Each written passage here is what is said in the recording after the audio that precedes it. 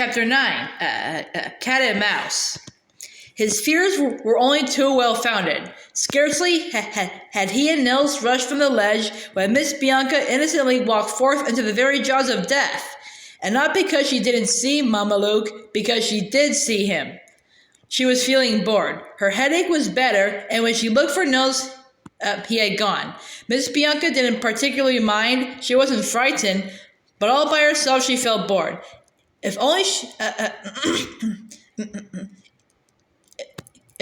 she'd a book to read, but she hadn't. The head jailer was practically illiterate. There was nothing to be borrowed from his shelf save one dog-eared pamphlet entitled "Cut Your Own Corns," which Miss Bianca would have sooner died, oh ominous phrase, than look at. She was bored. She had nothing to read. Thus, when a shadow fell across the entrance of the hole, she naturally put her head out.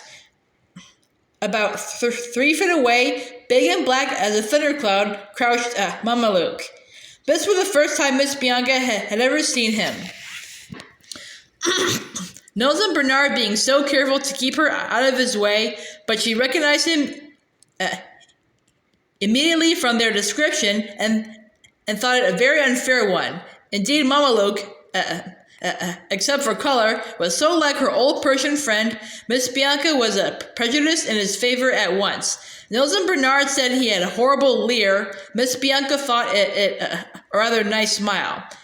It will be remembered also that though Mamma Luke's tormenting of the prisoners by leaping into their dungeons was down in the minutes in black and white, Miss Bianca had never been able to credit it, such was her misguided trust in feline chivalry. So she now looked out with no more than pleasurable excitement. As for Mamma Luke, his whiskers fairly twitched in anticipation. He suspected for weeks past that there was something of interest in that hole beside the stove. Now he promised himself a proper mouse tea with a little game of cat and mouse first. If only his prey could be lured from the safety of the hole.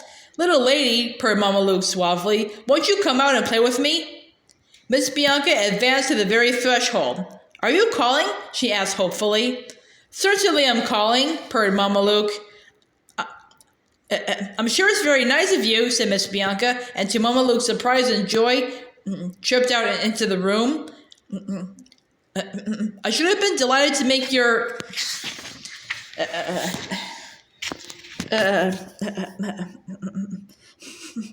acquaintance sooner," she added, "but my friends are a little unsociable. How shall we play?"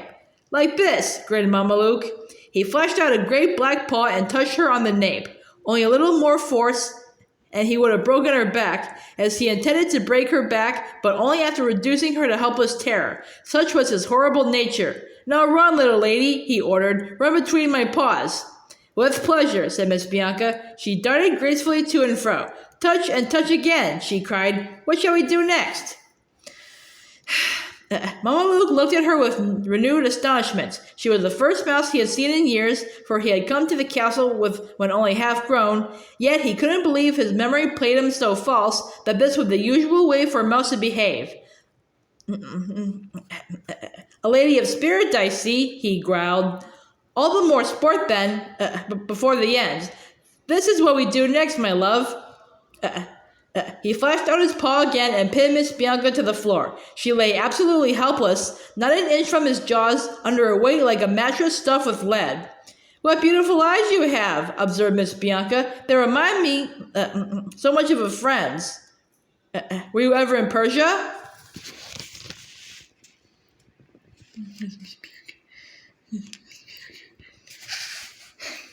"No, I was not," shouted Mamma Luke, and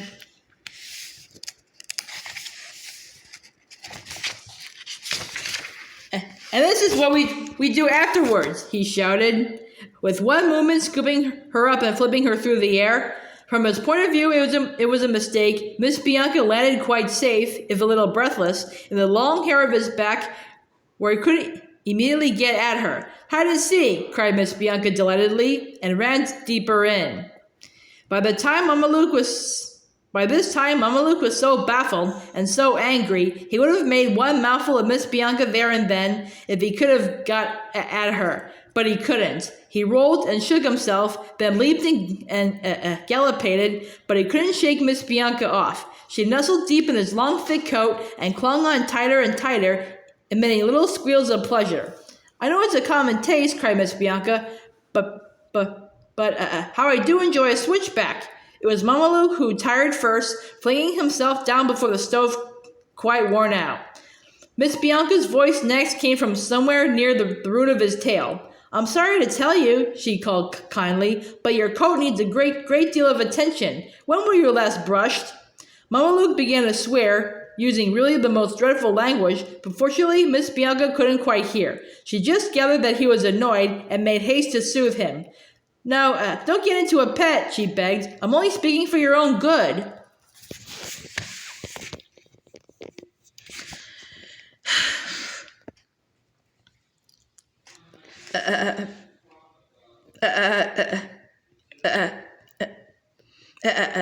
Cats aren't brushed," shouted Mama Luke. "Oh, indeed they are," retorted Miss Bianca positively. "My friend often told me how uncomfortable it was if his page missed even one morning. And what's this?" she cried, really distressed. "This dreadful matted patch." "Probably blood," shouted Mama Luke. "Mouse blood?" "No, it isn't," said Miss Bianca. "It's treacle. Really, what carelessness! But at least I can get that out for you, if you'll only hold still." Mama Luke held still. He was too exhausted to do anything else. Miss Bianca nibbled and nibbled, and at last nibbled the treacle patch clear. But it wasn't only treacle, it was a tiny scrap of cloth stuck with treacle to Mama Luke's fur, and with writing upon it. "Do see about your brushing tomorrow," said Miss Bianca hastily. "Now forgive me if I run." Mama Luke had actually fallen asleep.